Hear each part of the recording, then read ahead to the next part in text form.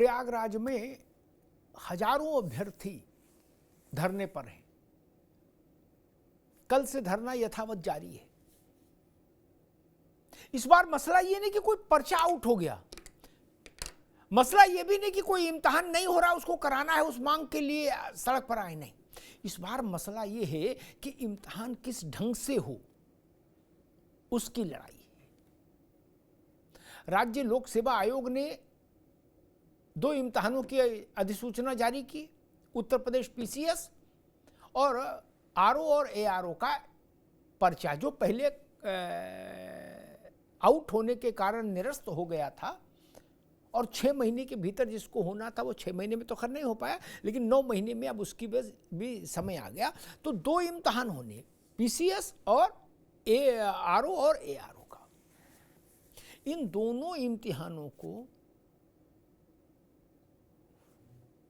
2-2 शिफ्टों में कराए जाने की व्यवस्था की लोक सेवा आयोग ने। और उसके पीछे तर्क ये दिया कि 2-3 किस्म के तर्क। एक तर्क ये कि चुने हुए संस्थान ही परीक्षा केंद्र बने, इस ताकि उनमें पारदर्शिता रहे, शुचिता रहे। इस नाते परीक्षा केंद्र कम हो गए। उत्तर प्रदेश सरकार ने परीक्षाओं, प्रतियोगी परीक्षाओं के लिए जो नियमावली तैयार की है वो भी इस बात को कहती है कि 5 लाख से अधिक अगर अभ्यर्थी हैं किसी परीक्षा में तो वो दूसरे चरण में 2 चरणों में कराइए। अब यहां 15-17 लाख का मामला है,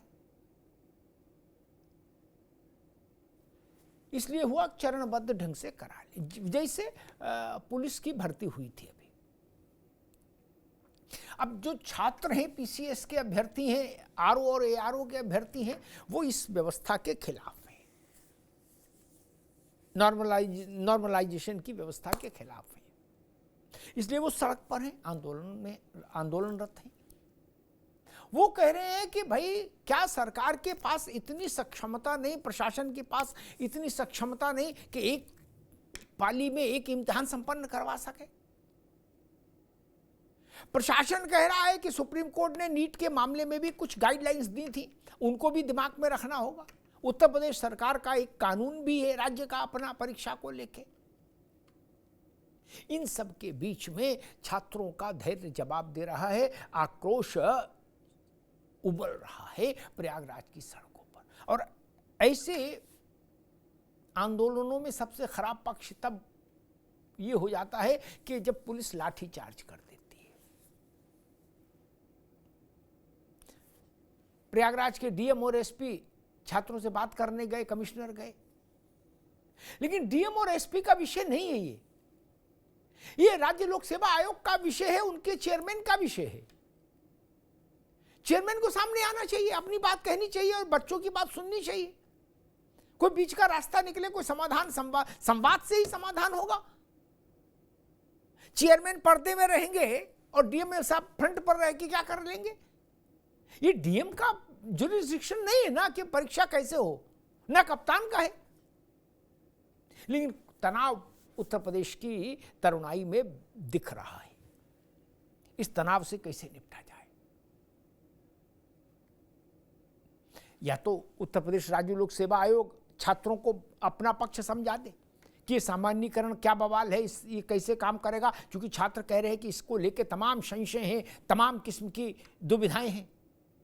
तो या तो सारे संशय उत्तर प्रदेश लोक सेवा आयोग दूर करे तो छात्र उसकी बात समझ पाए, या छात्रों की बात लोक सेवा आयोग समझ ले।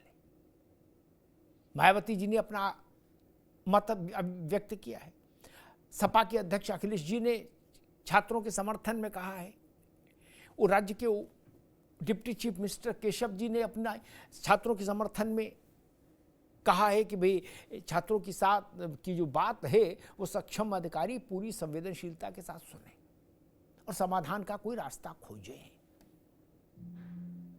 तो कुल मिला के उत्तर प्रदेश का ये धरना राज्य की सियासत में भी हलचल पैदा कर रहा है, उद्वेलन पैदा कर रहा है। इस पूरे मसले का एक छोटा चित्र, ताकि आप समझ पाए एट ए ग्लांस ये विषय क्या है, विवाद क्या है, राजनीतिक रंग क्या है इसके, और भविष्य में क्या हो सकता है, आने वाले दिनों में क्या कुछ तिथियों में परिवर्तन की संभावना है राज्य लोक सेवा आयोग के स्तर से या नहीं, ये सब आपको बताएंगे, इस सब पर बहस करेंगे। लेकिन उससे पहले एक स्टोरी तैयार की हम लोग, हमारे साथियों ने, उसको देख लीजिए।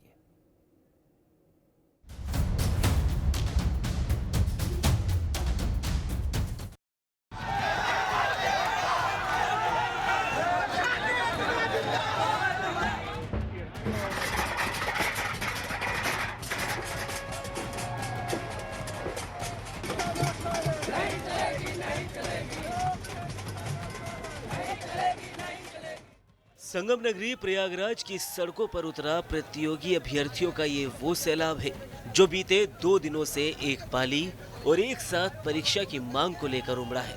नारेबाजी और नगाड़ा नॉर्मलाइजेशन के विरोध में भी बज रहा है। हम लोग 1 डे 1 शिफ्ट चाहते हैं। नॉर्मलाइजेशन के खिलाफ हम लोग तब तक बैठे रहेंगे जब तक कि नोटिस नहीं आ जाता है। बहुत दिन से हम लोग को परेशान किया जा रहा है। कल से हमारे भाई बहन रात भर यहाँ रहे हैं, इसलिए हम लोग चाहते हैं कि जल्द से जल्द न्याय हो। हमारा टाइम पेपर ही नहीं हो रहा है, टाइम ही हमारा वेस्ट हो रहा है।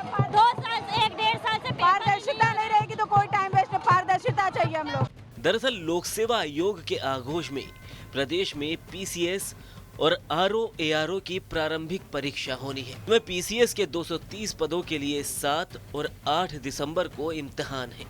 करीब 5 लाख से अधिक अभ्यर्थियों वाली ये परीक्षा 2 दिन और 2 शिफ्ट में रखी गई है। वहीं आरओ-एआरओ के 411 पदों की परीक्षा 22 और 23 दिसंबर को रखी गई है। इसमें 10 लाख से ज्यादा अभ्यर्थी है। इसकी परीक्षा भी 2 पाली में होनी है और अभ्यर्थी इसी सिस्टम का विरोध कर रहे हैं। अभ्यर्थियों की मांग है कि एक देश एक चुनाव, एक देश एक व्यवस्था की बिसात पर एक दिन एक शिफ्ट में परीक्षा क्यों नहीं हो सकती।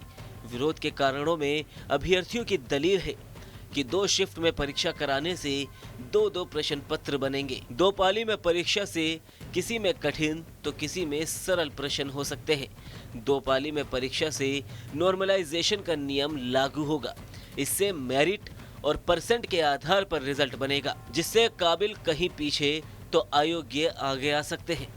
हमारी मांग यही है सरकार से कि हमें जल्दी से जल्दी न्याय दिलाया जाए और हम लोग कल से धरना दे रहे हैं तो उस चीज का 1 शिफ्ट 1 डे एग्जाम करवाया जाए। इन परीक्षाओं की तारीख तय होने से पहले भी करीब 16 शिक्षकों ने सोशल मीडिया के जरिए सरकार से गुहार लगाई थी, लेकिन आयोग ने तारीख और शिफ्ट पर नहीं सुनी तो अभ्यर्थी मजबूरी में सड़क पर उतर आए। हालांकि आयोग और सरकार इस मामले में सुप्रीम कोर्ट की गाइडलाइन का हवाला दे रही है। पेपर लीक और नकल रोकने के लिए 2 शिफ्ट में परीक्षा की बात कही जा रही है। वहीं आयोग की दलील ये भी है कि पर्याप्त परीक्षा केंद्र नहीं होने की वजह से भी ये सिस्टम लागू किया गया है। वहीं इस संग्राम में सियासी शोर भी सुनाई दे रहा है। सपा मुखिया अखिलेश यादव ने जहां प्रतियोगी बनाम योगी के जरिए सरकार को घेरने की कोशिश की, तो वहीं बसपा सुप्रीमो ने एक साथ परीक्षा न करा पाने का तंज कस दिया। वहीं विपक्ष के वार पर सरकार ने भी पलटवार किया है। डिप्टी सीएम केशव प्रसाद मौर्य ने अभ्यर्थियों की मांग का समर्थन किया है। अभी इलाहाबाद में सुना है लाठी चल रही है, वहां पर यूपी पीएससी वाले नौजवान छात्र अपनी मांग को लेकर के गए, उनको लाठी मार दी, लाठी मार करके दबाना चाहते हैं और इसलिए दबाना चाहते हैं, इनके पास कोई नहीं बचा। बहरहाल पीसीएस और आरओ-एआरओ की परीक्षा में अब सरकार की अग्नि परीक्षा है, क्योंकि अभ्यर्थी अपनी मांग पर अडिग है। ऐसे में सवाल यही है कि जब अभ्यर्थी पहले ही लगा रहे थे गुहार, तब क्यों नहीं सुनी गई पुकार। सवाल तो ये भी है कि यूपी बोर्ड की परीक्षा में एक दिन में 15 लाख से ज्यादा अभ्यर्थी इम्तिहान दे सकते हैं, तो फिर इस परीक्षा में इतना घमासान क्यों? तमाम सवाल हैं दोनों पक्षों से और अपनी अपनी राय, लेकिन कुल बात इतनी है, जो मूल विषय है वो ये कि नौजवान सड़क पर हो तो उसके साथ सम्मानपूर्वक संवाद का रास्ता अपनाया जाना चाहिए। शासन और शासन की संस्थाओं को इस बात का ख्याल रखना चाहिए रास्ता संवाद से ही निकलेगा। पुलिस की लाठी समाधान नहीं दे सकती। या तो नौजवान को आप आश्वस्त कर दीजिए, उसकी आशंकाओं को निर्मूल कर दीजिए, या जो वो कह रहा है उसको मान लीजिए। ये रस्साकसी क्यों हो? बहस का आरंभ करते हैं। मेहमानों से आपका परिचय कराते हैं। डॉक्टर ऋचा सिंह हैं हमारे साथ, भारतीय जनता पार्टी के प्रवक्ता। ऋचा जी का स्वागत है। प्रोफेसर धर्मेंद्र यादव हैं, समाजवादी पार्टी के प्रवक्ता। धर्मेंद्र जी का स्वागत है। मुकेश वर्मा हैं, अभ्यर्थी हैं यूपी पीसीएस आरओ और एआरओ के। मुकेश जी का स्वागत है। अभिषेक चित्रांशी हैं, यूपी पीसीएस के अभ्यर्थी। अभिषेक का बहुत बहुत स्वागत। पहले मैं इन दोनों नौजवानों के पास चलूंगा, पहले इनका तर्क पक्ष समझ लें, उसके बाद फिर विपक्ष और सत्ता पक्ष। अभिषेक चित्रांशी, क्या मांग है, क्या आप लोगों की आशंकाएं हैं और क्या चाहते हैं? पहले आपको मैं दो चीजें क्लियर कर दूं जी। कि हमारी आशंकाएं दो चीजों पे हैं कि एक तो आरओ और एआरओ और दूसरा यूपी पीसीएस प्रीलिम्स एग्जामिनेशन 2024। इन दोनों की नोटिफिकेशन जो है कि हमें यूपी पीसीएस का 1 जनवरी को मिल गया था 2024 को। इन दोनों परीक्षाओं में जिस दिन वैकेंसी आई थी उस दिन विज्ञप्ति में कहीं मेंशन नहीं था कि हम नॉर्मलाइजेशन को लागू करेंगे या एग्जाम को 2 शिफ्ट में ऑर्गेनाइज कराएंगे। बीच एग्जामिनेशन में पेपर लीक भी हुए हैं और अब जाके जब स्थिति 7 से 8 महीने लेट हो रखी है तब जाके वो कह रहे हैं कि हम शुचितापूर्ण एग्जामिनेशन संपन्न कराने के लिए बाध्य हैं, प्रतिबद्ध हैं और अब जो है कि 2 शिफ्ट में एग्जामिनेशन कराएंगे with normalization. We strongly oppose normalization. इससे भ्रष्टाचार को पुनः बढ़ावा मिलेगा, अपने लोगों को अंदर करने के लिए ज्यादा बल मिलेगा, ज्यादा आपको ऑप्शंस मिल जाएंगे अपने करने के लिए। सर ये तो मेरी समस्या है। मांग हमारी ये है कि नॉर्मलाइजेशन एक ऐसा कोई विषय नहीं है जिसपे कि एकदम एग्जैक्ट रूप से नंबरों का बंटवारा किया जा सके। एक शिफ्ट में पेपर कराए जाएंगे तो उसके प्रश्न पत्र दूसरे होंगे, दूसरे शिफ्ट में पेपर कराए जाएंगे तो उनके लिए दूसरे प्रश्न पत्र तैयार किए जाएंगे।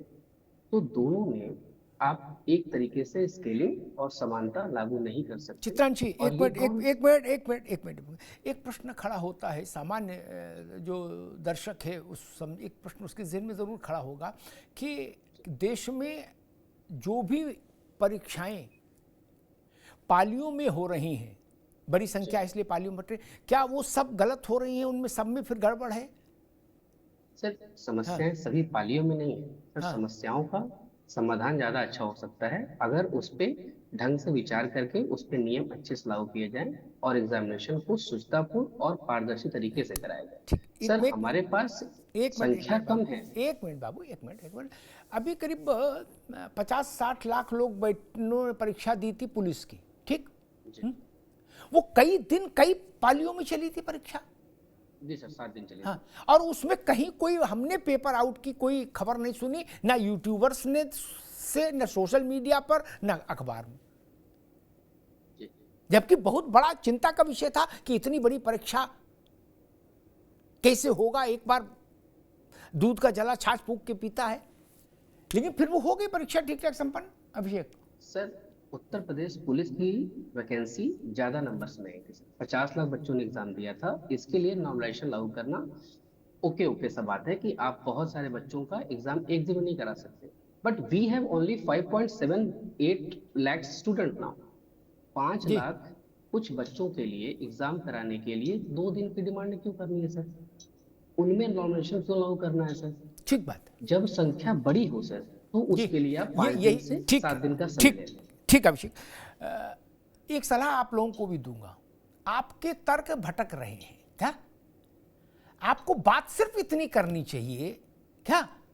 3 पीटने से काम नहीं होगा। सिर्फ बात इतनी करनी चाहिए थी कि राज्य सरकार ने एक नियमावली तैयार की है परीक्षाओं की, ठीक?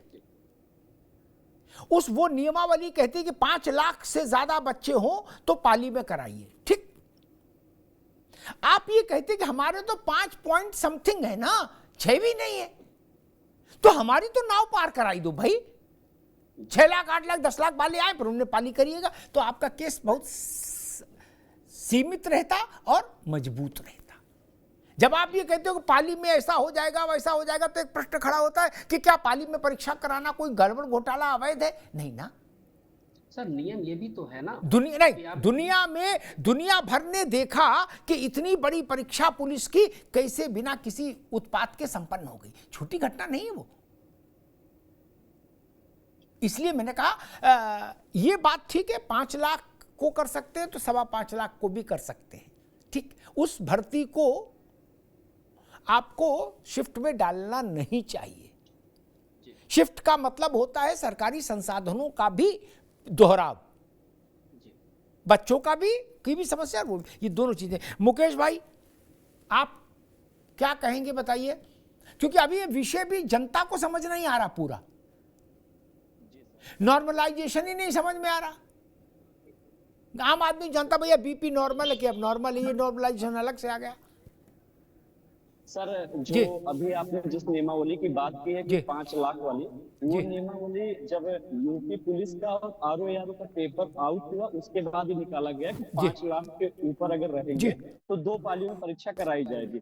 उसी नियमावली में मेंशन किया गया है कि उत्तर प्रदेश लोक सेवा आयोग को यहाँ पे स्वतंत्र रखा जाता है। उसका मन कहेगा तो 5 लाख के ऊपर होने को कराएगा और उसका मन नहीं कहेगा तो नहीं कराएगा। इस बात को मेंशन किया गया है सर उस नियमावली में, जिस नियमावली की बात आप कर रहे हैं सर जी। तो उस नियमावली में उत्तर प्रदेश लोक सेवा आयोग को छूट दिया गया है, क्योंकि ये सबसे बड़ी भर्ती संस्थान है हमारे उत्तर प्रदेश का।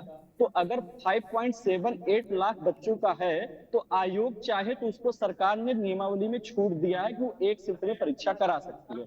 हमारा दूसरा कंसर्न सर इसमें ये है कि 2023 में इसी यूपी पीसीएस प्री की परीक्षा में 8 लाख लोगों ने फॉर्म भरा था और वो परीक्षा एक ही दिन में कराई गई है 2023 में इसी लोक सेवा आयोग के द्वारा। तो फिर 5.78 लाख लड़कों की परीक्षा अब 2024 में 1 साल बाद क्यों नहीं कराई जा सकती है? पहला क्वेश्चन मार्क हमारा ये है। दूसरा हमारा जो इशू है नॉर्मलाइजेशन का सर, उसमें सबसे बड़ा इशू ये है कि आयोग हर साल 10 से 15 सवाल गलत पूछता है हर साल सर। आप कहीं भी उठा के देख लीजिए उत्तर प्रदेश लोक सेवा आयोग पीसीएस परीक्षा में, तो अगर 4 सेट में पेपर बनेगा 4 पालियों में तो 40 सवाल सर गलत होंगे। तो किस आधार पे ये नॉर्मलाइजेशन करेंगे? इन्होंने अपनी जो गलत सवाल बनाते हैं उसको अभी तक सुधारा नहीं है। तो हमारा नॉर्मलाइजेशन में मेन ये लूप होल की बात है कि 2019-20 का जो यूपी पीसीएस जे की मेंस की परीक्षा थी, वहां जब ये मेंस की कॉपी बदल ले रहे हैं तो नॉर्मलाइजेशन के नाम पे क्या ये अपने लोगों को अंदर नहीं करेंगे? ये हमारा सवाल है।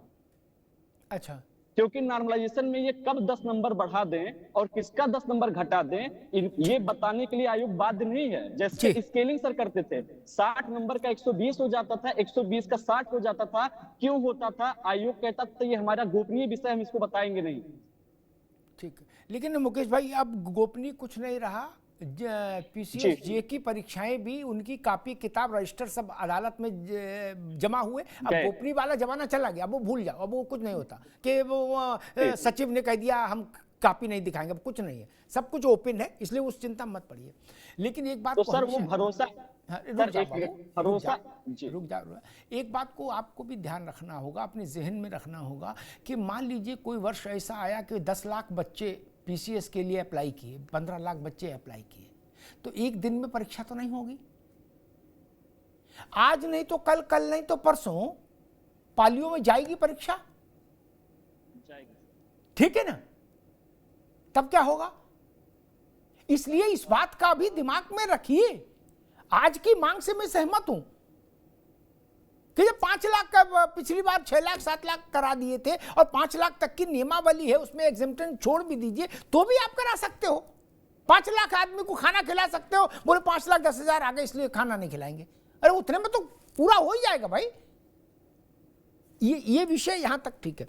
धर्मेंद्र यादव जी, भारतीय जनता पार्टी कह रही है कि छात्र कम है, अभ्यर्थी कम है, समाजवादी पार्टी ने अपने कार्यकर्ताओं को उतार दिया है प्रयागराज में कि बवाल कराओ बाई इलेक्शन से पहले। धर्मेंद्र जी, भारतीय जनता पार्टी को ये बताना पड़ेगा। आवाज आ रही है मेरी? जी आ रहे भैया, आ रहे। हाँ, भारतीय जनता पार्टी को ये बताना पड़ेगा क्या समाजवादी पार्टी के कहने पे लाठीचार्ज किया गया? क्या समाजवादी पार्टी कार्यालय से कोई दिशा निर्देश जारी हुआ कि बच्चों पे लाठीचार्ज कर? अपनी नाकामी को विपक्ष पर थोपना ये भारतीय जनता पार्टी की आदत है। सम्मान विहीन सरकार है। अगर ये संवाद स्थापित करती, बच्चों की बात सुनती, तो मुझे लगता है कि ये समाधान हो जाता। लेकिन अहंकार में डूबी सरकार, उसे कोई लेना देना नहीं है, अभ्यर्थियों से कोई लेना देना नहीं है, अभ्यर्थी की समस्याओं से कोई लेना देना नहीं है। ये जो आयोग है यूपीपीएससी, ये किसके लिए बना हुआ है? अभ्यर्थियों के लिए बना हुआ है ना। अभ्यर्थी जाके अपनी समस्या कह सकते हैं। जब इन्होंने नोटिफिकेशन जारी किया, उसके बाद अभ्यर्थी गया, अभ्यर्थी से बात नहीं किया गया। अभ्यर्थियों ने अल्टीमेटम दिया सोशल मीडिया के माध्यम से कि भैया ऐसा है कि अगर आप हमारी समस्या सुनेंगे नहीं तो हम आंदोलन करने को मजबूर हो जाएंगे। समाजवादी पार्टी के लोग मिले हुए थे।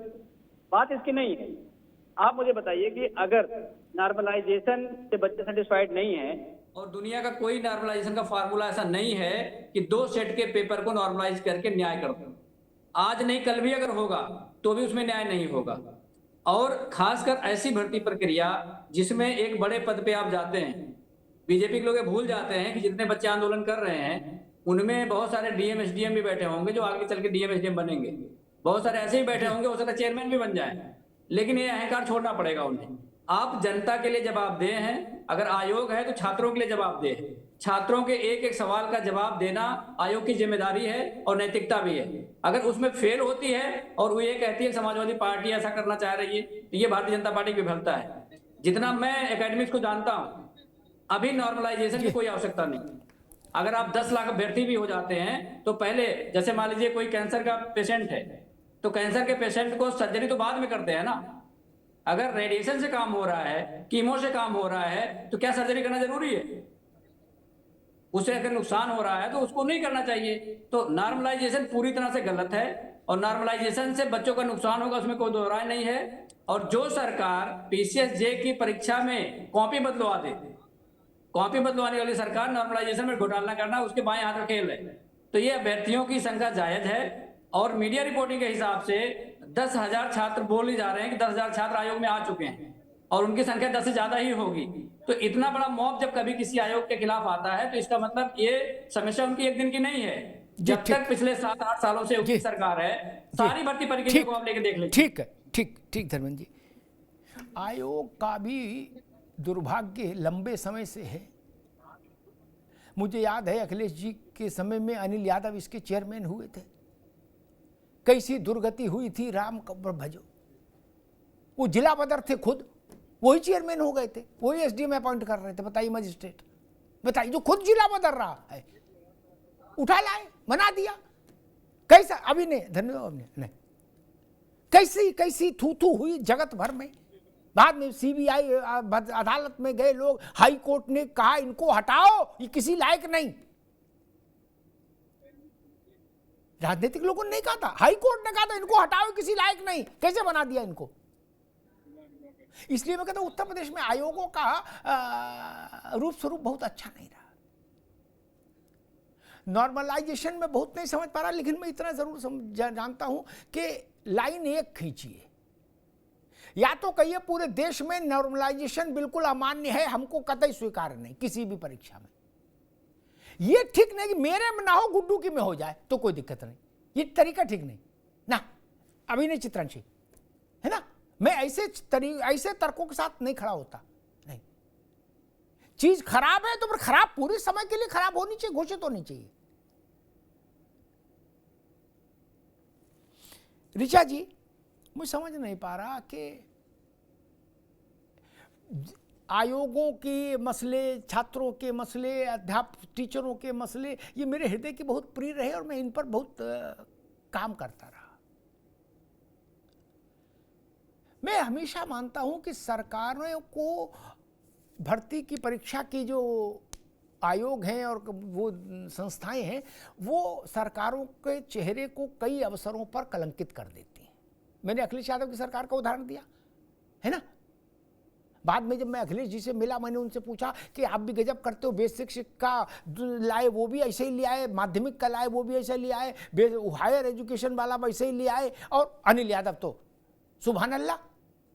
तो खैर उन्होंने क्या कहा कि वो ढूंढ के नहीं लाए थे, कौन लोग लाए थे उनका खुलासा यहाँ नहीं करूंगा क्या, लेकिन नुकसान सरकार अखिलेश यादव का हो गया।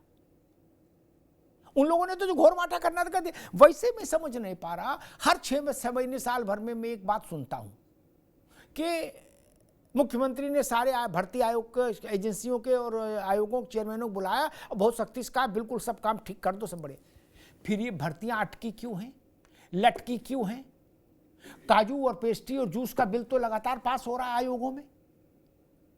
क्या कर रहे, कबड्डी खेल रहे हैं, क्या कर रहे हैं ये लोग? कहां है उत्तर प्रदेश लोक सेवा आयोग का अध्यक्ष?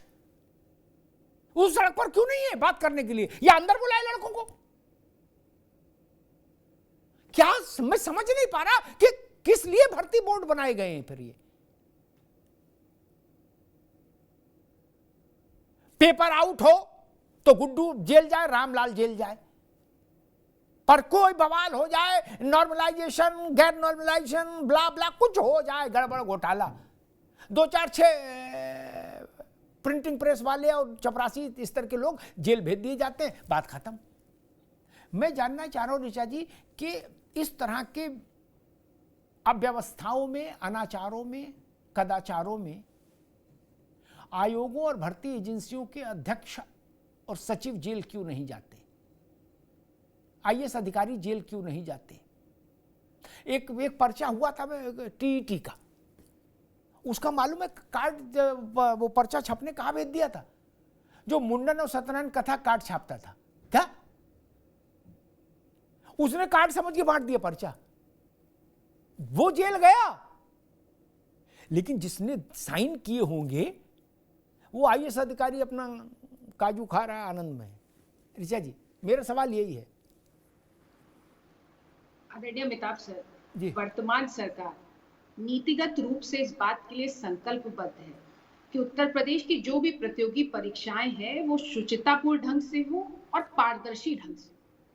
और इसके लिए अगर आप पिछले कुछ सालों में उत्तर प्रदेश लोक सेवा आयोग की समीक्षा करेंगे तो हम लोग ये बात जान पाएंगे कि आदरणीय योगी आदित्यनाथ जी के नेतृत्व में उत्तर प्रदेश लोक सेवा आयोग में आमूलचूल परिवर्तन किए गए। और उन आमूलचूल परिवर्तन में समय को देखते हुए, अभ्यर्थियों की मांग को देखते हुए तमाम ऐसे परिवर्तन किए गए, चाहे वो मुख्य परीक्षा में वैकल्पिक विषय को समाप्त कर देने की अभ्यर्थियों की बड़े समय से मांग थी, क्योंकि अलग अलग विषयों का जो नंबर का तकनीकी स्तर पे बनता था मेरिट, वो डिफर कर जाता था, तो उसको समाप्त किया गया। हमारे अभी अभ्यर्थी साथी, जिनका मैं बहुत सम्मान से कहना चाहती हूँ कि अभी उन्होंने स्केलिंग की बात की, स्केलिंग को लेकर छात्रों में लंबे समय से रोष था, उस स्केलिंग की प्रक्रिया को भी लोक सेवा आयोग के द्वारा समाप्त किया गया। क्योंकि बात सत्य है कि मानविकी विषय या हिंदी विषयों का जो स्कोर कार्ड होता था वो कई बार अंग्रेजी विषयों के सामने या फिर जो टेक्निकल विषय है उनके सामने उनका सामंजस्य नहीं हो पाता था, तो जो स्केलिंग की प्रक्रिया थी उसको भी समाप्त किया गया। साथ ही साथ आयोग ने अधिक से अधिक छात्रों को मौका मिल सके, पारदर्शी हो और छात्रों में किसी भी तरीके का उनको भेदभाव ना हो सके, इसके लिए जो पहले जो एक पद के सापेक्ष 13 अभ्यर्थियों को बुलाया जाता था मुख्य परीक्षा में, उसको बढ़ाकर 15 अभ्यर्थी कर दिए गए ताकि अधिक से अधिक अभ्यर्थियों को मौका मिल सके। इसी के साथ इंटरव्यू में भी जहां पे एक पद पर 2 अभ्यर्थियों को बुलाया जाता था, वहां एक पद पर 3 अभ्यर्थियों को बुलाया जाना शुरू किया गया। और इसी क्रम में नॉर्मलाइजेशन की भी प्रक्रिया लागू की गई है ताकि जो पूरी परीक्षा है वो शुचितापूर्ण ढंग से, पारदर्शी ढंग से हो सके। आपने भी इस बात का जिक्र किया।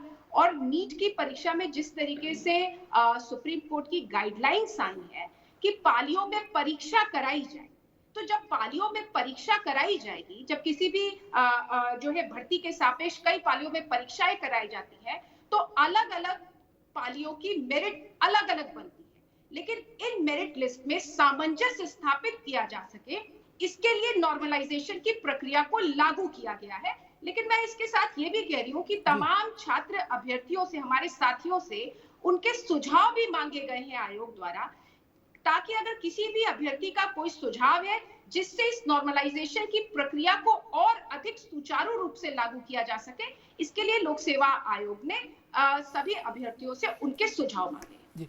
रही अभ्यर्थियों के कल से आंदोलन की बात, तो आदरणीय अमिताभ सर, मैं पूरे सम्मान के साथ इस बात को कहना चाहती हूँ कि शासन, प्रशासन और उत्तर प्रदेश की सरकार लगातार अभ्यर्थियों से संवाद बनाए रखे हुए हैं। एक मिनट ऋचा भाई, संवेदनशीलता के साथ हमने संवाद बनाया हुआ है। एक मिनट ऋचा, इसमें दो सवाल खड़े होते हैं भैया, रुक जाओ, दो सवाल खड़े होते हैं। अव्वल तो डीएम और एसपी क्या बात करेंगे बेचारे, ये उनका विषय नहीं, ये 144 तो लगानी नहीं, न जमीन का कब्जा है, न रकबा खसरा खतौनी है। डीएम साहब क्या आश्वासन दे सकते हैं? टैंकर मंगवा सकते हैं पानी का, और क्या करेंगे बताइए? कमिश्नर क्या कर लेंगे इलाहाबाद के, प्रयागराज के? बात करनी थी, कौन है आपके उत्तर प्रदेश लोक सेवा आयोग के अध्यक्ष, उनको करनी चाहिए थी। वो पर्दानशीन है क्या? संजय सिनेत जी, ये निकलते नहीं, वो असुर पश्या है क्या कि सूरज नहीं देखते, वो अंदर ही रहते हैं, ऐसा है क्या?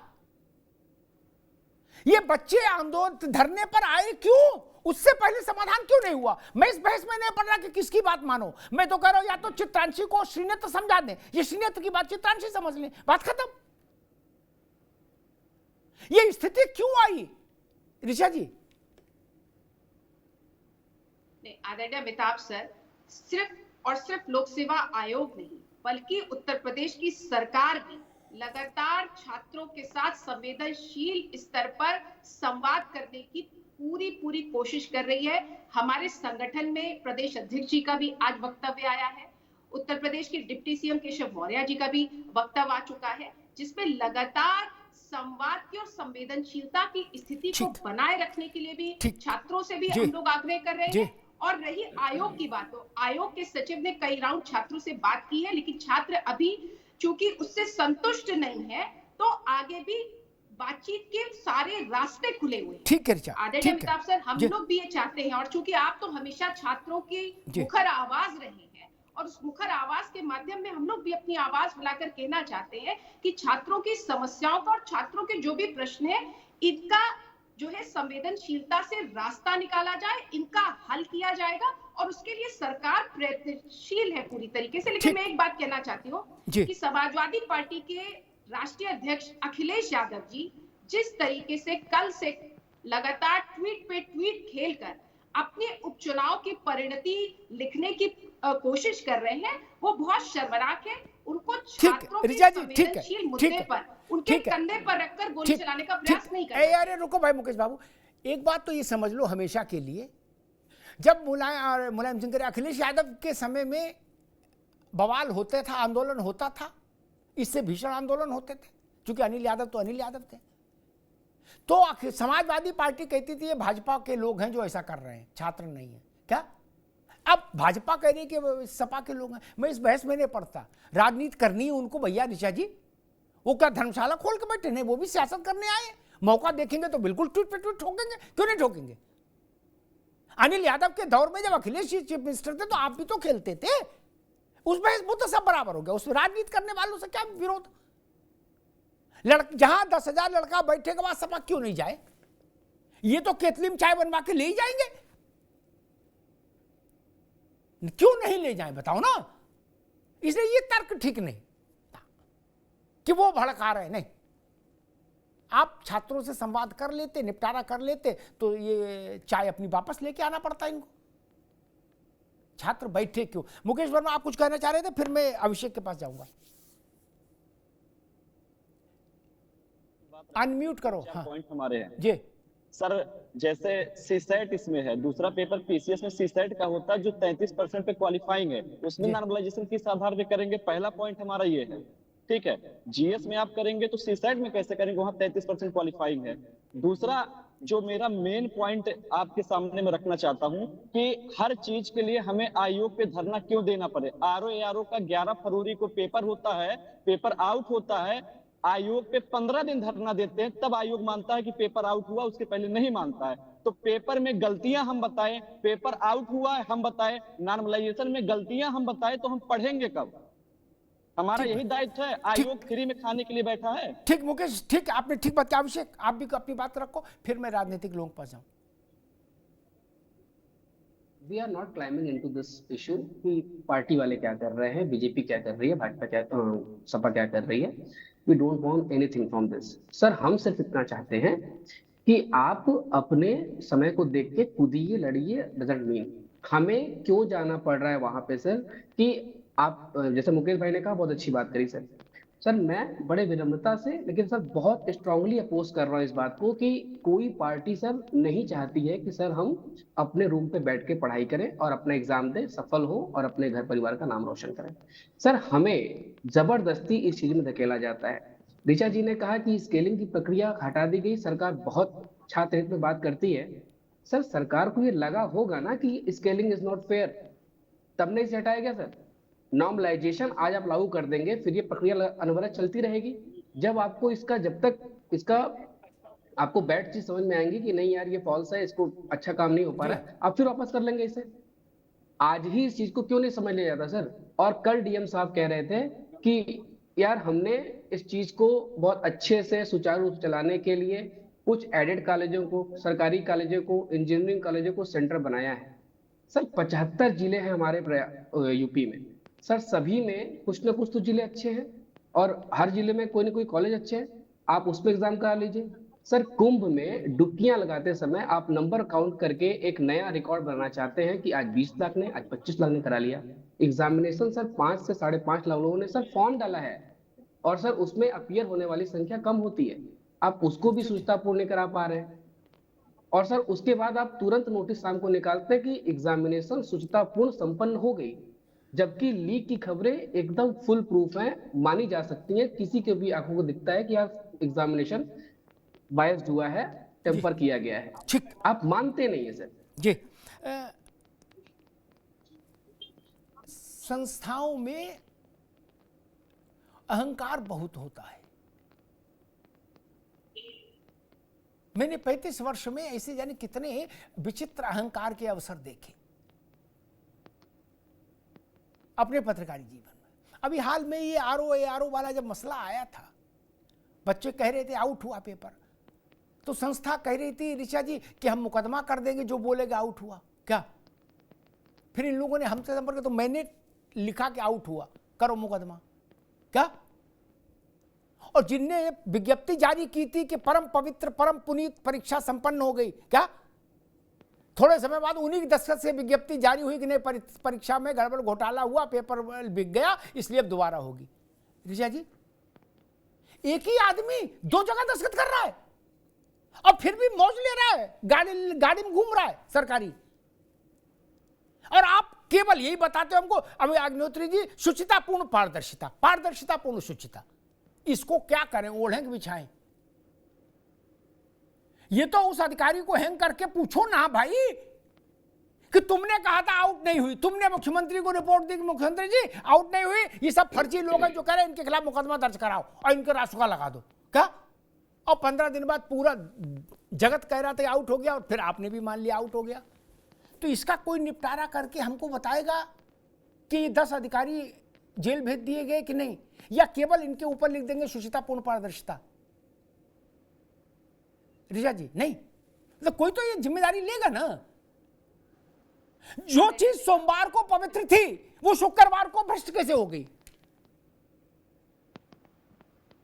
ऋचा जी जी आदरणीय अमिताभ सर, बिल्कुल जिम्मेदार लोगों की तय होगी कि किस तरीके से उनकी जिम्मेदारी तय की जाए, और जिन जिम्मेदार लोगों ने इसमें किसी तरीके का लूपहोल छोड़ा है वो जांच की प्रक्रिया में है और वो इससे बचेंगे नहीं। लेकिन मैं आपसे एक बात कहना चाहती हूँ, चूंकि मैं खुद भी युवा हूँ और मैं तमाम युवाओं के बीच से ही निकल कर आती हूँ।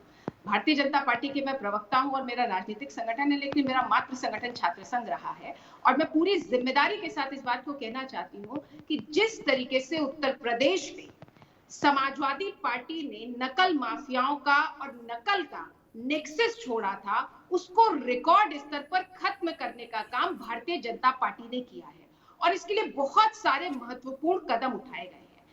ज्यादा से ज्यादा तकनीकियों का प्रयोग हो, कम से कम ह्यूमन इंटरफेरेंस हो, ताकि किसी भी अभ्यर्थी के साथ उसको कोई लाभ ना दिया जा सके। साथ ही इस पूरी प्रक्रिया में एक और चीज की गई है नॉर्मलाइजेशन में, कि मूल्यांकन में रोल नंबर को फेक नंबर में परिवर्तित करके, क्योंकि नॉर्मलाइजेशन पे बात हो रही है इसलिए इसको करना जरूरी है ताकि ये स्पष्ट हो सके कि मूल्यांकन में रोल नंबर को फेक नंबर में परिवर्तित करके नॉर्मलाइजेशन की प्रक्रिया की जाएगी, जिससे किसी अभ्यर्थी का रोल नंबर पता नहीं चल सकेगा और मूल्यांकन पूर्ण रूप से पारदर्शी होगा। साथ ही जिन सेंटर्स को अभी तक ब्लैकलिस्ट किया गया है, क्योंकि पिछले दिनों जो परीक्षाएं हुई और जिसमें नकल माफिया हावी हो पाए, हमने उन तमाम सेंटरों को ब्लैकलिस्ट करने का काम किया है और केवल उन्हीं सेंटरों पर परीक्षा कराई जा रही है जहां पे पारदर्शिता सुनिश्चित की जा सके और इसको सुनिश्चित किया जा सके कि वहां नकल नहीं हो। ऋचा जी, लेकिन इसके साथ ही अब अगर 5 लाख से अधिक अभ्यर्थी, ठीक है, अभी रुको, मैं धर्मेंद्र जी के पास चलूं, लेकिन एक बात कर दूं, मैं तो भाई देखो ठेठ देहाती आदमी बहुत ज्यादा तो मैं समझता नहीं है ना, बड़ी बड़ी बात है। मैं तो एक चावल निकाल के देख लेता हूं कि देखिए में क्या हो रहा है। सारी बात हम आपकी मान लेंगे आंख मूंद के। ऋचा जी, मुझे ये बता दो कि हर इम्तहान में भाई सबसे बड़ा इम्तहान यही होता है जो सिटी में स्टेट एडीएम बीडीएम पीसीएस से लेके और चपरासी तक है, सब में पेपर में 10-10, 20-20% सवाल गलत होते हैं क्या? पर्चा बनाने वाले कितने जेल भेजे? बाबू चपरासी नहीं, पर्चा बनाने वालों का पैनल तय करने वाले अधिकारी जो साइन करते हैं, अगर रामलाल, श्यामलाल, ऋचा और धर्मेंद्र यादव मिलकर पर्चा बनाएंगे, वो लोग जेल गए कि नहीं गए? गए हो मुझे बता दो, मैं अभी आपके प्रशासन की स्तुति में 4 बातें कहूंगा, बाकी सब कहानी है मेरे लिए ना। उनने अच्छा नहीं किया तो वो विपक्ष में बैठे हैं ना 10 साल से, सपा वाले। उनने जो घोर माठा किया उसी का तो परिणाम है विपक्ष में 10 साल से, और आपके समय में भी घोर माठा होगा तो फिर तो ठीक ही ठीक है। मुझे आप ये बता दो कि फला परीक्षा में 10 प्रश्न गलत पाए गए, हमने उनके 4 पेपर सेटर्स को जेल भेज दिया और उनको अप्रूव का, उनको बिल वाउचर पेमेंट करने वाले अधिकारी भी जेल भेज दिए। बता दो, मैं जेल से कम पे नहीं मानता कुछ भी। सर हाँ, मैं स्पीक सकता हूं? बोलो भैया जल्दी से, फिर मैं धर्मेंद्र जी। सर, उत्तर प्रदेश लोक सेवा आयोग ने विद्वानों की सो कॉल्ड परिषद बना रखी है, और सर उस विद्वानों की परिषद में यह तय होता है कि आप 4 नहीं 6 पेपर सेट बना लो, लेकिन उसमें पेपर में बनाते समय इस बात का ध्यान रखो कि क्वेश्चन ऐसे चुनो जिसपे कि विवाद ना हो सके, कोई क्वेश्चन मार्क ना आ सके। एक बार आयोग ने 100 लोगों को बाहर किया, एक बार 80 लोगों को बाहर किया। अब तक सर आज तक एक पेपर आज तक नहीं करा पाया जिसमें कि कम से कम 8 से 10 क्वेश्चन पे क्वेश्चन मार्क ना लगते हो। ठीक ठीक, अब रुक जाओ ऋचा, मेरा प्रश्न भी यही है। देखो, मैंने कहा मैं तो एक चावल टेस्ट करूंगा, बाकी सब कहानी मेरे लिए। पेपर जिसने गलत बना दिया उसको भी जेल भेजो, और जिसने उसको अप्रूव किया उसको भी जेल, उसको जेल पहले भेजो, क्योंकि वो तो सरकारी मुलाजिम है मेरे लिए। तब मैं मानूंगा कि यस ये बात हुई। बाकी तो सत्यनारायण कथा है, उसमें तो ठीक ही ठीक है। सर्वे भवन्तु सुखिनः सर्वे सन्तु निरामया सब बोलते ही आएंगे। धर्मेंद्र जी, इस स्थिति का समाधान क्या? अमिताभ जी, जब आप किसी समस्या को रेक्टिफाई कर लेते हैं और उसको मान लेते हैं कि समस्या है, तब उसका समाधान निकलता है। अब भारतीय जनता पार्टी की समस्या क्या है कि जो चीजें पिछले 20 सालों से होती आ रही हैं, उत्तर प्रदेश के जितने विश्वविद्यालय हैं, Uttar Pradesh Technical University, Madan Mohan Malaviya Technical University, Harcourt Butler Technical University, Awadh विश्वविद्यालय, चौधरी चरण सिंह विश्वविद्यालय, सारे विश्वविद्यालयों में जो कॉपी चेक होती है तो रोल नंबर को डिकोड कर दिया जाता है। अब ऋचा बहन जी को शायद पता नहीं है, ये बता रही हैं आयोग बहुत बड़ा कदम उठाया नॉर्मलाइजेशन में, अब आपका रोल नंबर हाइड हो जाएगा, पता ही नहीं चलेगा। ये प्रक्रिया बहुत पहले से चलती आई है। अब उस प्रक्रिया को भी ये बहुत बड़ी उपलब्धि बताएंगी तो आप समस्या का समाधान नहीं कर पाए। दूसरी बात जो कह रही थी कि नीट परीक्षा में हम नॉर्मलाइजेशन का इस्तेमाल करते हैं। आप गधे की तुलना घोड़े से मत करिए, घोड़े की तुलना आप गधे से मत करिए। नीट परीक्षा पूरे, अब सुन लीजिए भाई, कम से कम अब सुनिए तो सही, छात्रों की परीक्षाओं को इस तरीके सुनने में आपको डर लग रहा है, नहीं सुनिए ना। नहीं गधा घोड़ा ना कहो, कोई दूसरी उपमा दो यार। आप भी है धर्मेंद्र जी गजब करते हो, गधा घोड़ा ही ठीक बात। सुनिए, आप अपने आगे प्रोफेसर अब सुनिए, अब सुन लीजिए, आप कभी विश्वविद्यालय गए नहीं है, तभी छात्रों की तुलना आप इस तरीके के अपशब्दों से कर रहे हैं। मेरी इस पे आपत्ति है। प्रोफेसर लिख जाने से कोई प्रोफेसर नहीं हो जाता है Dharmendra Yadav ji.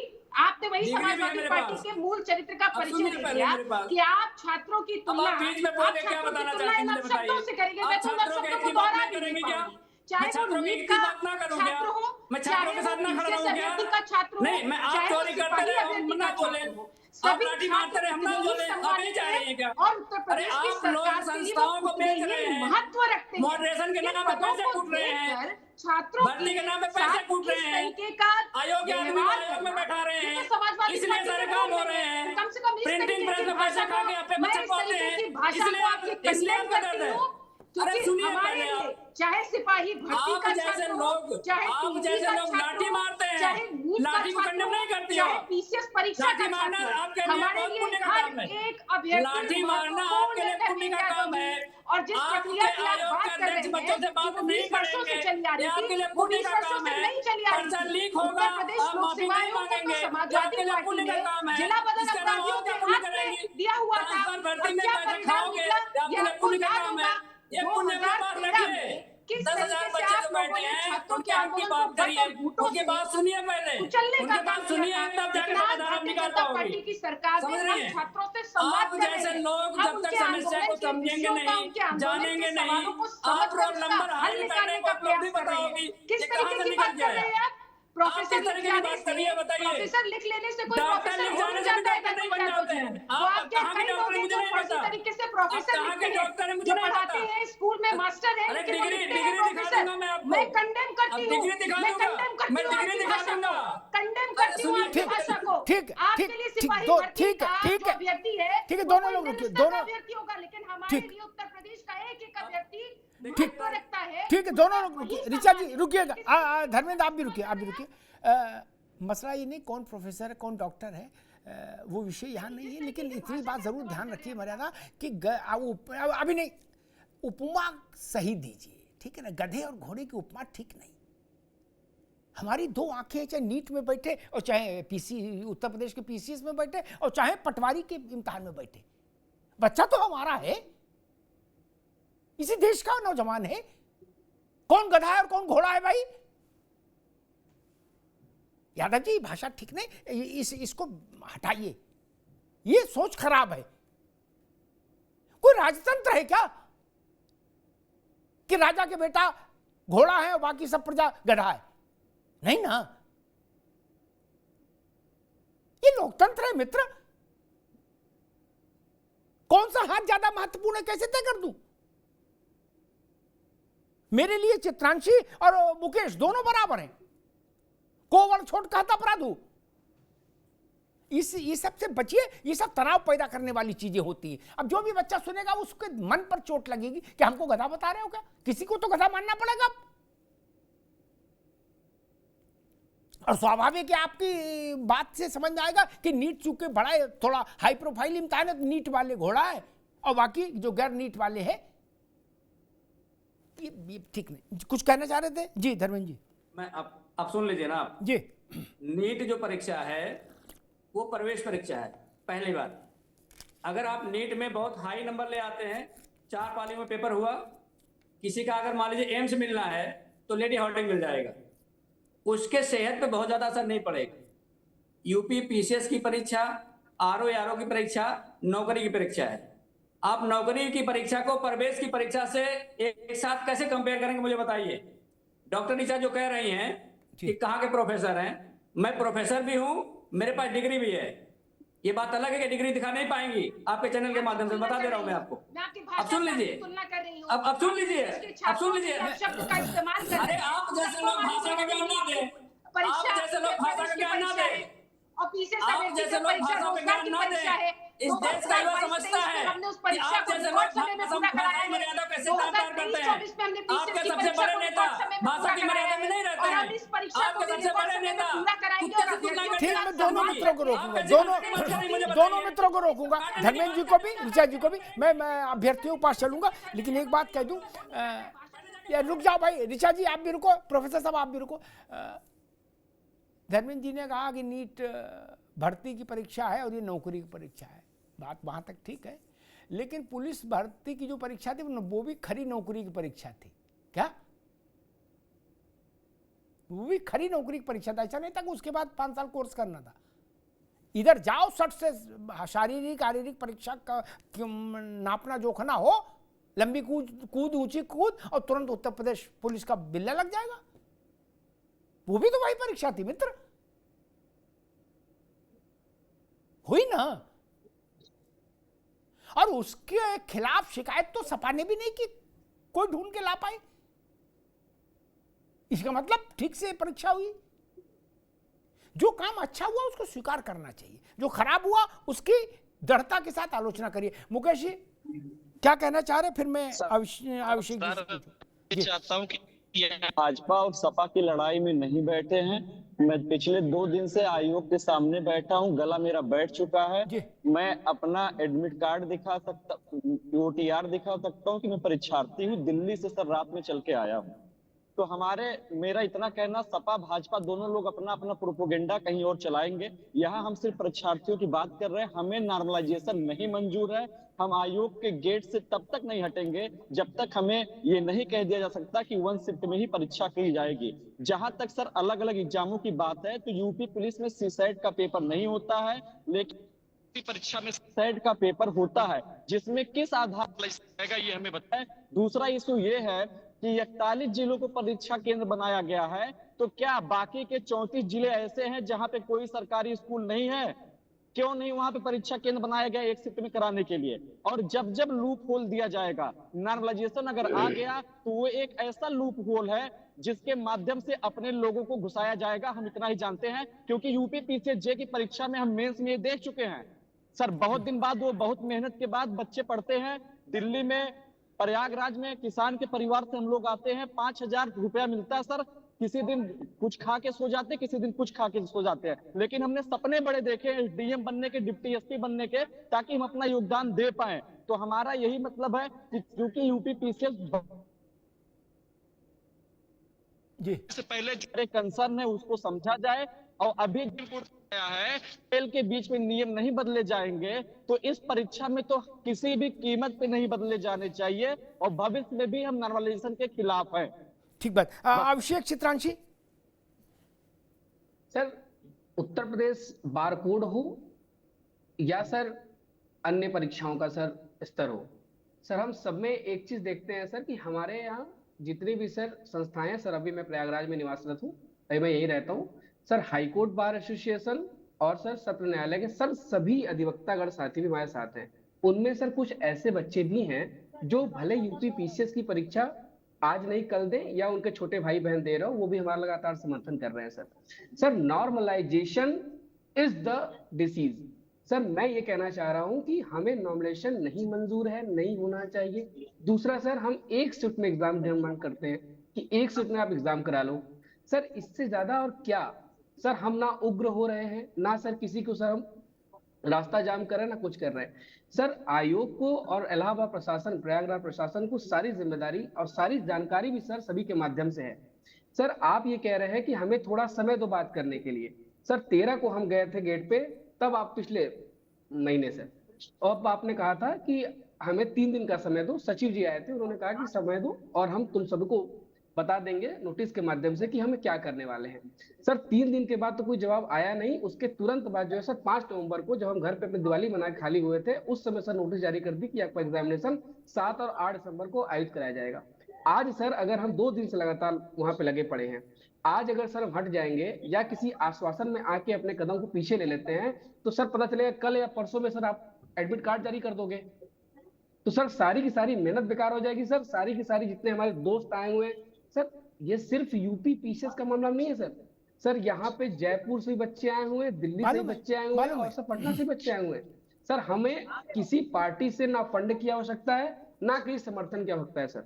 Sir we demand only 1 shift 1 examination. ठीक है सर। दूसरी बात, कल रात में सर कोई पार्टी का व्यक्ति नहीं दिखा सर हमें। हमने अपने साथियों की भोजन की व्यवस्था स्वयं करी है, अपने साथियों को सर मेडिसिन की व्यवस्था स्वयं करी है। हमारे साथ महिला छात्राएं भी, हमारी बहनें भी, हमारी साथी हैं वो, उनके लिए भी सर हमने सुरक्षापूर्ण माहौल, वातावरण वहां उपलब्ध कराया है सर। इसमें सर किसी और की आवश्यकता नहीं पड़ी हमें। हम सर सिर्फ 1 शिफ्ट 1 एग्जामिनेशन की बात ठीक है अभिषेक, नथिंग एल्स। ठीक। एक प्रश्न धर्मेंद्र जी से लूंगा, एक ऋचा जी से। धर्मेंद्र जी, कम से कम यार इतना सब ट्विटर पर खेल रहे हो, सब लोग कर रहे हो, इतना तो करा देते कि 2-4-5 हज़ार खाने के पैकेट, 2-4-5 हज़ार बिस्लरी के पानी, ये सब व्यवस्था तो कराते। कोई कमी है आप लोगों के पास? नहीं। अमिताभ जी के फोटो खिंचाओगे? पार्टी, अब सुन लीजिए, समाजवादी पार्टी छात्रों के साथ हर परिस्थिति में काम करने के लिए तैयार है। जो वो कहेंगे हम उनके साथ खड़े रहेंगे। नॉर्मलाइजेशन को जस्टिफाई करने का दुनिया में कोई ना किताब है, ना कोई फार्मूला है, उससे न्याय हो ही नहीं सकता। मैं विश्वविद्यालय में हूँ, ये बात को मैं बहुत अच्छे से जानता हूँ। भारतीय जनता पार्टी जो अपनी कमियां है, मॉडरेशन प्रक्रिया होती है, मॉडरेशन में किस तरह के प्रोफेसर रखती है, मैं उसके नाम भी बोल सकता हूँ आपके चैनल पे, लेकिन मैं नाम नहीं बोल रहा हूँ। ऐसे ऐसे प्रोफेसर हैं जो साहित्यिक चोरी में खुद फंसे हुए हैं, हाई कोर्ट और सुप्रीम कोर्ट में केस चल रहे हैं। वो लोग पेपर बनाते हैं और बच्चों के भविष्य के साथ खिलवाड़ करते हैं। ये भारतीय जनता पार्टी की असली नीयति है छात्रों के प्रति।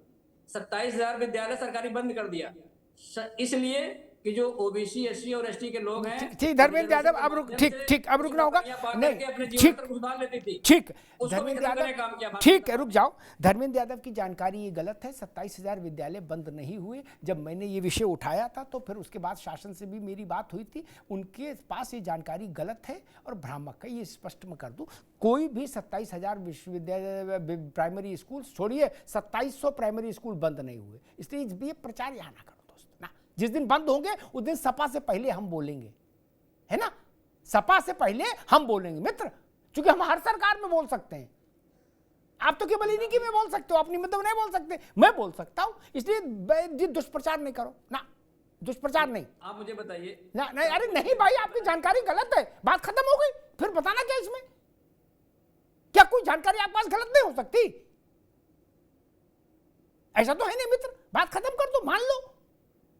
सार्वजनिक जीवन में स्वीकार कर लेना चाहिए कि हाँ भाई गलत जानकारी है, व्हाट्सएप पे आई थी, छोड़ो, जानने दो, बवाल काटो। ऋचा जी, आपसे मेरा एक बिल्कुल सीधा सपाट प्रश्न है ना, एकेडमिक बहस में मैं नहीं पढ़ता, आप मेरा स्वभाव जानते हैं। और आप इसलिए भी कि आप भाजपा की प्रवक्ता बाद में हैं, आप इलाहाबाद यूनिवर्सिटी की प्रेसिडेंट रही, छात्रों के साथ आपने संघर्ष किया, छात्रों की बात आपको समझना, बेहतर समझना आनी चाहिए। मैं सिर्फ एक सरल भाषा पूछ रहा हूं कि बच्चा है, दुखी हो गया, बोला चंद्रमा लूंगा, क्या? तो अम्मा लाख चाहे तो चंद्रमा तो नहीं ला सकती। मैया मैं तो चंद्र खिलौना ले हूं, जइयो लोट धरनी पर, क्या? ना तो अभिषेक चंद्रमा मांग रहे हैं, ना मुकेश मांग रहे हैं, क्या कोई बड़ी चीज मांग रहे हैं क्या?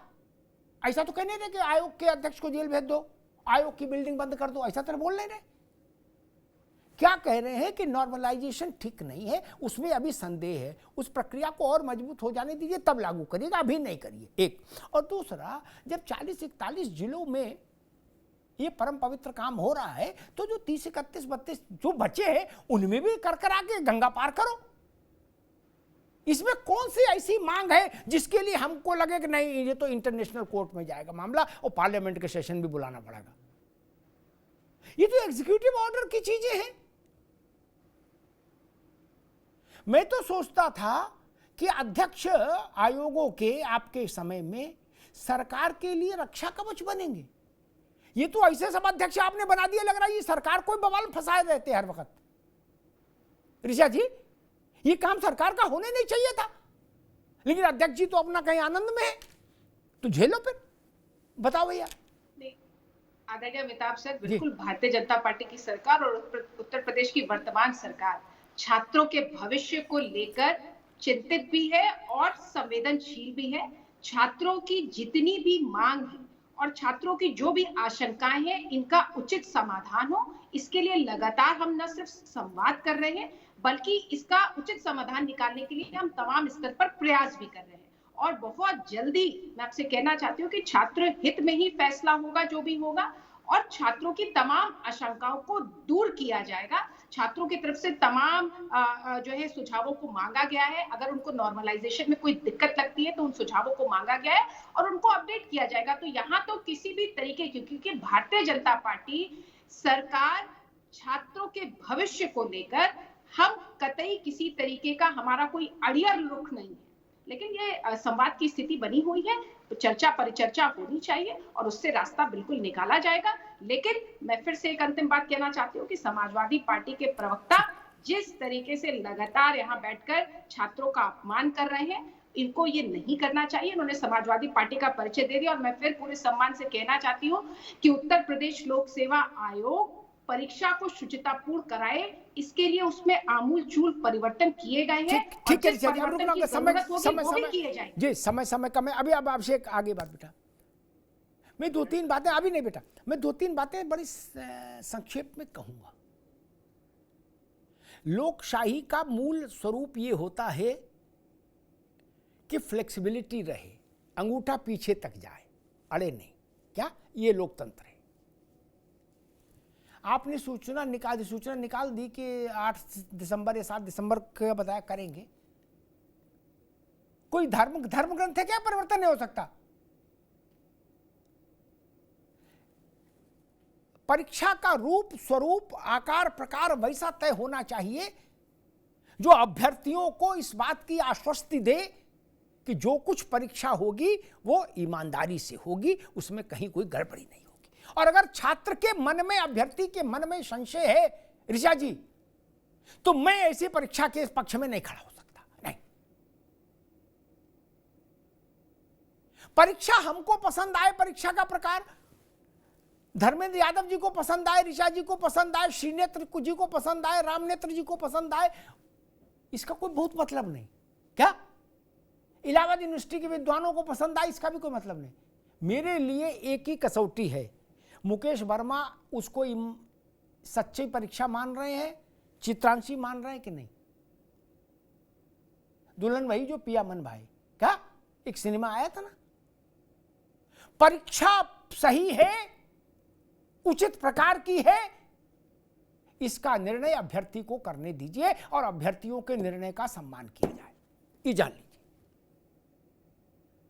दूसरी बात मैं कहूंगा, इसी परीक्षा का विषय नहीं, बुनियादी समस्याएं क्यों नहीं कभी हल की जा रही हैं?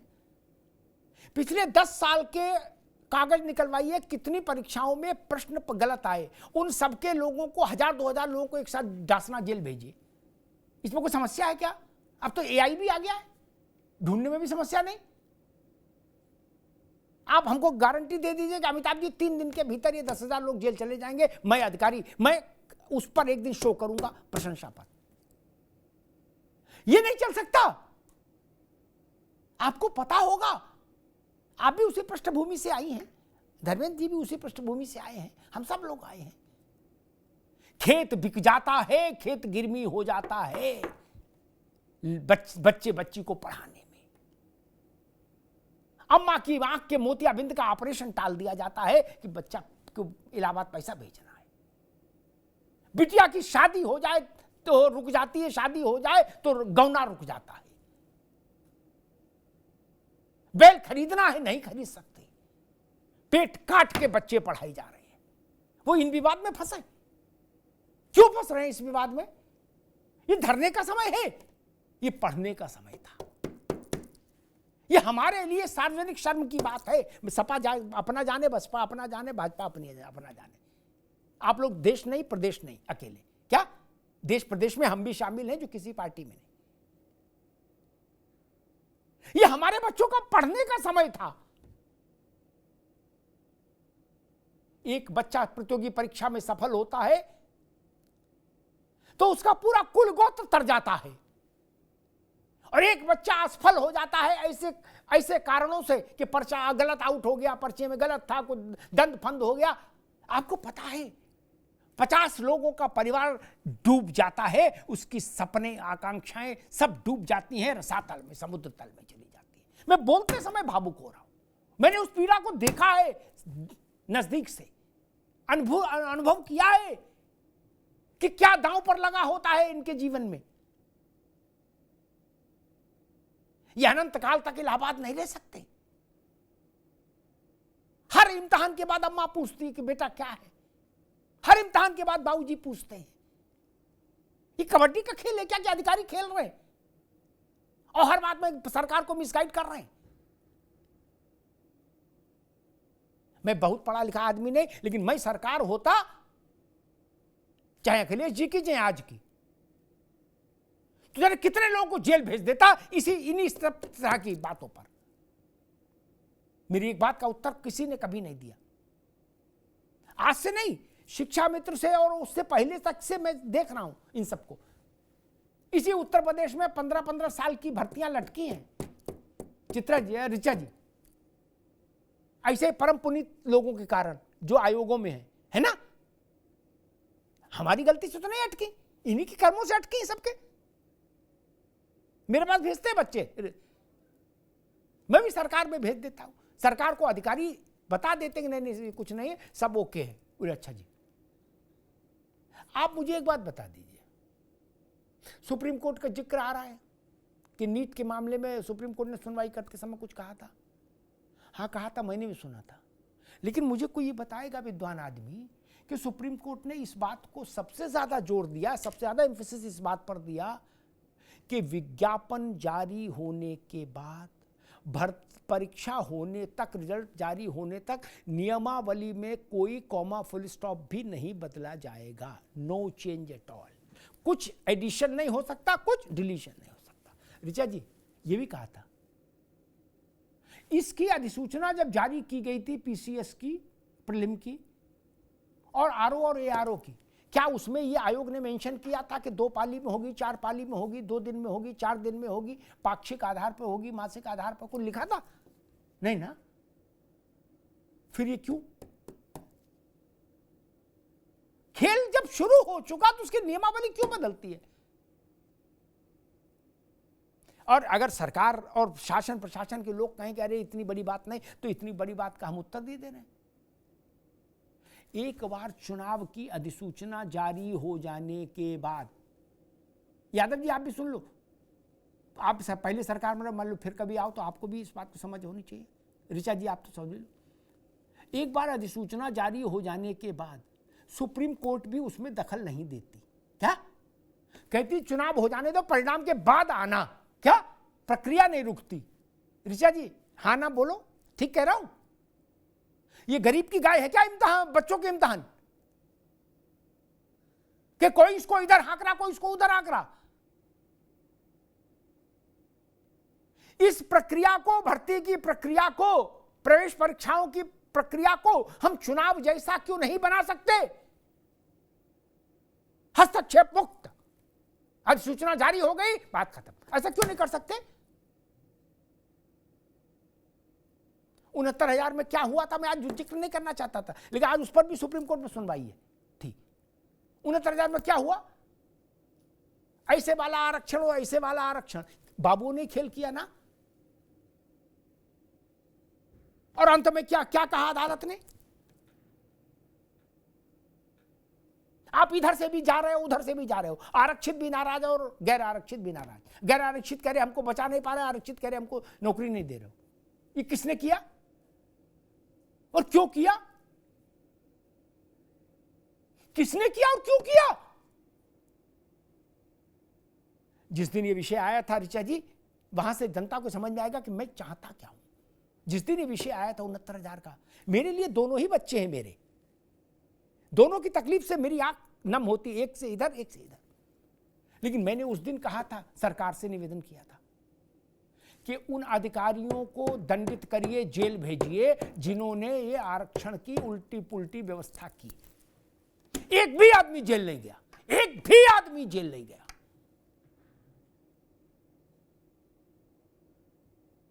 उसके बाद आप कह रहे हो कि सर्वे भवन्तु सुखिनः सर्वे सन्तु निरामया। किन्हीं लोगों ने तो ये व्यवस्था की होगी आरक्षण की उल्टी पुल्टी, जिसको अदालत ने ध्वस्त किया। किसी ने तो की होगी ना। वो लोग कौन हैं? वो पर्दे में क्यों हैं? मैं फिर कहता हूं, समय शेष है। पूरी पंक्ति दिनकर जी की नहीं कहूंगा, बस इतना ही कहूंगा, समय शेष है अभी। किसी किस्म का हट नहीं होना चाहिए लोकतंत्र में। हमारे नौजवान की आवाज को सुनिए, उसकी बात को समझिए, उसके कंधे पर हाथ रखिए। ये दरवाजे, ये लोक सेवा आयोग, फला आयोग, ढिका आयोग, ये सरकारी तामझाम जितना है प्रशासन, ये हमारे टैक्स के पैसे से चलता है। आयोग के चेयरमैन साहब को भी जो जूस पीने को मिल रहा है, गाड़ी घूमने को मिल रही है, उसका पैसा उत्तर प्रदेश का ही किस आदमी दे रहा है ना। बोले सचिव जी बात, पहले डीएम बात करेगा, फिर बोले आप सचिव करेंगे, जब स्थिति और खराब हो जाएगी तो अध्यक्ष जी निकलेंगे। मां बदौलत जिले लाई, पहले दिन क्यों नहीं निकले? और एक बात कही कि बात समाप्त करूंगा, जब पहले दिन महीने 2 महीने पहले ये बच्चे गए थे कुंडी खटखटाने आयोग की, चित्रा जी, अरे रेचा जी, तब जाग गए होता है आयोग वाले क्या? तो आज आपको भूपेंद्र चौधरी को पसीना नहीं बहाना पड़ता क्या? ये राजनीतिक विषय नहीं था, लेकिन अधिकारियों ने इस विषय को राजनीति की चौसर पर लाकर रख दिया। ये सबके बच्चे हैं, पार्टी का क्या लेना देना इसमें? ये भाजपा कांग्रेस का और सपा बसपा का विषय ही नहीं है। ये हमारी संतानों के भविष्य का विषय है, उनके आत्मबल का विषय है, उनके आत्मविश्वास का विषय है, और उनकी आंखों के जो सपने हैं वो हमारे भी सपने हैं। उन सपनों को जीवित रखा जाए, ये हम सबकी जिम्मेदारी है। मैं सरकार से और विशेष रूप से मुख्यमंत्री योगी आदित्यनाथ जी से अनुरोध करूंगा कि इस मामले में आप हस्तक्षेप करिए। अधिकारी नहीं कर पाएंगे, चीजें खराब हो रही हैं। बच्चों को बुलाइए, इनसे सुनिए, या तो ये संतुष्ट हो जाए, आप इनकी सारी शंकाओं का निवारण कर दें, या ये जो कह रहे हैं वो मान लीजिए। लेकिन ये टकराव, ये तनाव ठीक नहीं, उचित नहीं। धन्यवाद।